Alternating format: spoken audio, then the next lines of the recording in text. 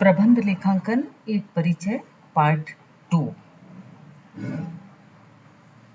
जैसा कि हमें पता है, प्रबंध लेखांकन से आशय लेखांकन तथा अन्य संबद्ध तकनीकों के उस अध्ययन से है जो लेखांकन सूचनाओं के इस प्रकार प्रस्तुतिकरण से संबद्ध रखती है जिनका उपयोग करके प्रबंध अपने नीति निर्धारण, कुशल निर्देशन एवं महत्वपूर्ण ढंग से कार्य करने के निर्धारित उद्देश्यों को प्राप्त करने में सफल होता है।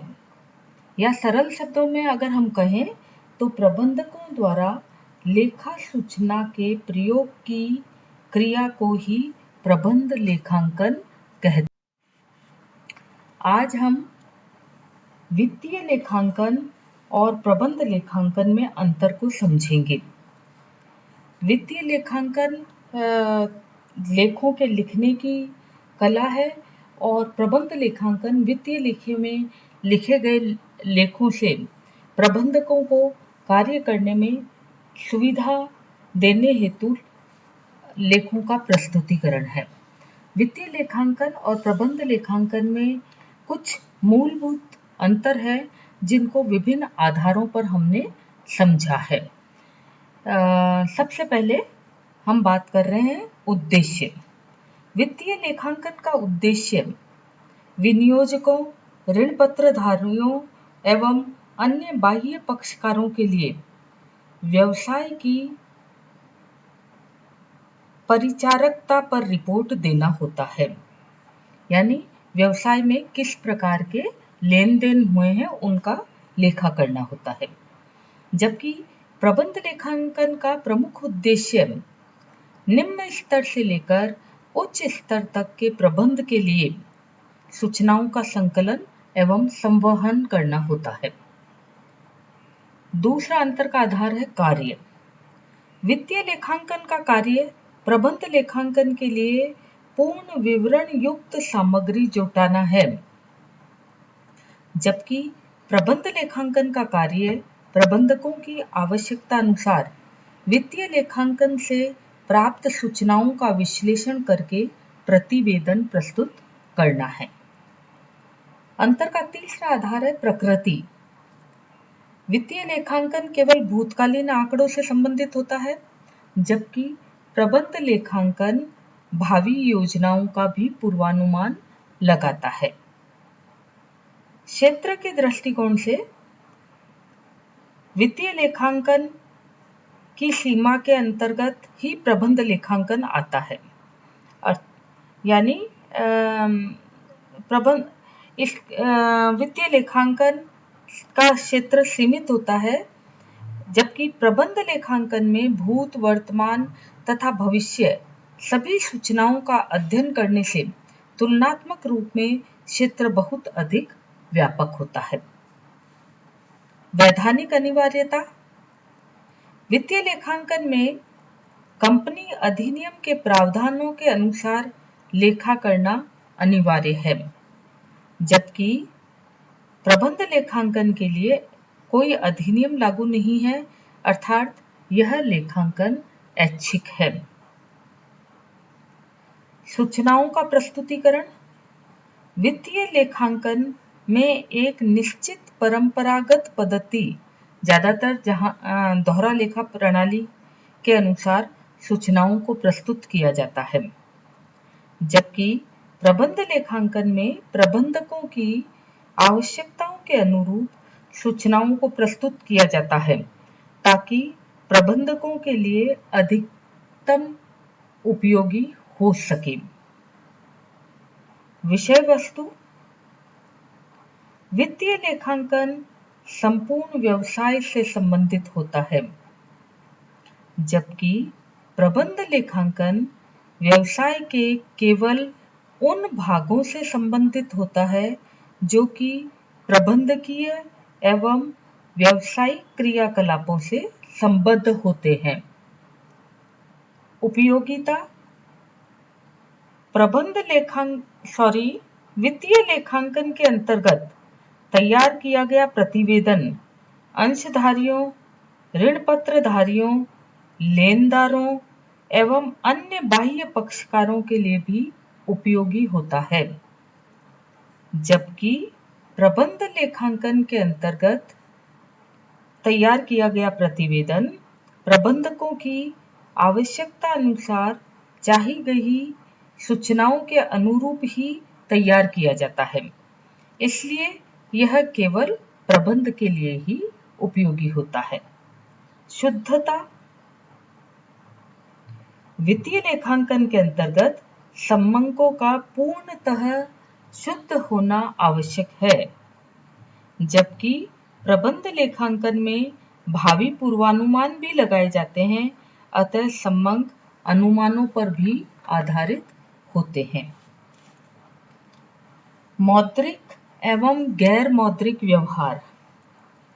वित्तीय लेखांकन में मौद्रिक व्यवहारों का ही लेखा किया जाता है, जबकि प्रबंध लेखांकन में मौद्रिक व्यवहारों के साथ साथ गैर मौद्रिक व्यवहार जैसे तकनीकी परिवर्तन, प्रतिस्पर्धा, मुद्रा के मूल्य में परिवर्तन आदि का अध्ययन भी किया जाता है। अंकेक्षण। वित्तीय लेखांकन में भूतकालीन सम्मंकों को मौद्रिक इकाइयों में प्रस्तुत किया जाता है, अतः वित्तीय सम्मंकों का अंकेक्षण कराया जा सकता है, जबकि प्रबंध लेखांकन में सम्मंक भूत एवं वर्तमान के साथ साथ भविष्य से संबंधित भी होते हैं, जो कि अनुमानों पर आधारित होते हैं, तथा दूसरी ओर इसमें सूचनाओं को मौद्रिक इकाइयों के अलावा वर्णन के रूप में चित्रों या सारणियों के रूप में प्रस्तुत किया जाता है, अतः अंकेक्षण करवाना संभव नहीं है। अंतर का अन्य आधार है प्रकाशन। वित्तीय लेखांकन के परिणामों को लाभ हानि खाता एवं स्थिति विवरण के रूप में जनता के समक्ष अनिवार्यतः प्रकाशित किया जाता है, जबकि प्रबंध लेखांकन का कोई प्रकाशन नहीं किया जाता है। लेखांकन परिणाम मात्र प्रबंधकों तक सीमित होते हैं। सूचनाओं का संवहन। वित्तीय लेखांकन के लिए सूचनाओं का शीघ्र संवहन आवश्यक नहीं है, जबकि प्रबंध लेखांकन में सूचनाओं का शीघ्र संवहन आवश्यक है, अन्यथा प्रबंध के लिए इनका कोई उपयोगिता नहीं रह जाती है। इसी प्रकार से हम लागत लेखांकन एवं प्रबंध लेखांकन में अंतर को भी समझेंगे।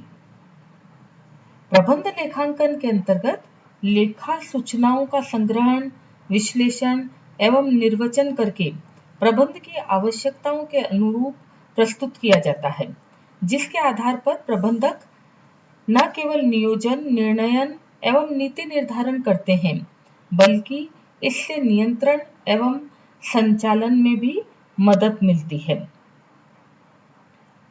प्रबंध लेखांकन के लिए सम्मंकों की प्राप्ति लागत लेखांकन से भी होती है, अतः लागत लेखांकन के अभाव में प्रबंध लेखांकन नहीं किया जा सकता है। दूसरी ओर प्रबंधक भी नियोजन, निर्णयन, नियंत्रण, नीति निर्धारण संबंधी कार्य भी बिना लागत संबंधी जानकारी के नहीं कर पाते हैं, अतः प्रबंध लेखांकन एवं लागत लेखांकन एक दूसरे के पूरक भी कहे जा सकते हैं, फिर भी इनमें कुछ अंतर हो सकते हैं, जैसा कि हम यहाँ पर डिस्कस कर रहे हैं। नंबर 1, उद्देश्य। लागत लेखांकन का उद्देश्य लागत निर्धारण, लागत नियंत्रण, लागत में कमी तथा प्रबंधकीय निर्णयों के लिए लागत का विश्लेषण करना है, जबकि प्रबंध लेखांकन का उद्देश्य प्रबंध की कार्यक्षमता बढ़ाना एवं कुशल संचालन के लिए सहयोग प्रदान करना होता है।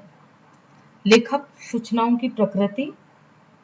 लागत लेखांकन लागत संबंधी सूचनाओं पर आधारित होता है, जबकि प्रबंध लेखांकन वित्तीय एवं लागत लेखा सूचनाओं के अतिरिक्त अन्य बाह्य एवं आंतरिक मौद्रिक या गैर मौद्रिक सूचनाओं का भी प्रयोग करता है। क्षेत्र लागत लेखांकन मात्र लागत संबंधी लेखों एवं सूचनाओं तक ही सीमित होता है, जबकि प्रबंध लेखांकन तुलनात्मक रूप से अधिक व्यापक होता है। अंकेक्षण लागत लेखांकन संबंधी सूचनाओं पर लेखे तैयार होने के कारण इनका अंकेक्षण करवाया जा सकता है, जबकि प्रबंध लेखांकन का अंकेक्षण करवाना संभव नहीं होता है। समयावधि लागत लेखांकन का सीधा संबंध भूतकालीन तथ्यों एवं सम्मंकों के साथ वर्तमान परिस्थितियों से होता है, जिसमें लागत संबंधी सूचनाओं तथा सम्मंकों के आधार पर भावी नियोजन किया जाता है तथा बजट प्रमाप इत्यादि बनाए जाते हैं। जबकि प्रबंध लेखांकन का सीधा संबंध भविष्य से ही होता है, जिसके लिए भावी नियोजन, पूर्वानुमान, बजटिंग, प्रमाप निर्धारण हेतु वित्तीय, गैर वित्तीय एवं लागत संबंधी सूचनाओं का प्रयोग किया जाता है। प्रतिवेदन की उपयोगिता